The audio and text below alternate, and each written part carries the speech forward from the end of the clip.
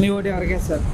మా ఓట ఇప్పుడు కేసీఆర్ చేసిన పనులకి ఇప్పుడు కంచెర్ల కృష్ణ గారికి వేయాలని అనుకుంటున్నాం. వేయాలనుకుంటున్నారు. ఎందుకు? కాంగ్రెస్ పరిపాలన ఎట్లా అనిపించింది? మా కాంగ్రెస్ పరిపాలన వచ్చినా కూడా ఇప్పుడు డిసెంబర్ 9 4 నెలలు అవుతుంది.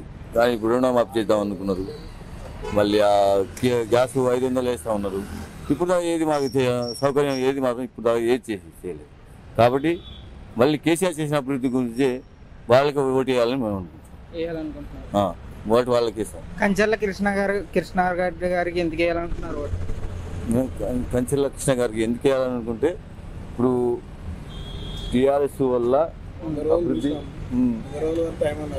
అది తీసుకుంటున్నాం. బీఆర్ఎస్ ఉన్నప్పుడు బాగుందా, కాంగ్రెస్ ఉన్నప్పుడు బాగుందా పరిపాలన? మాకు అది బీఆర్ఎస్ ఉన్నప్పుడే బాగుంది. బీఆర్ఎస్ ఉన్నప్పుడే బాగుంది మాకు.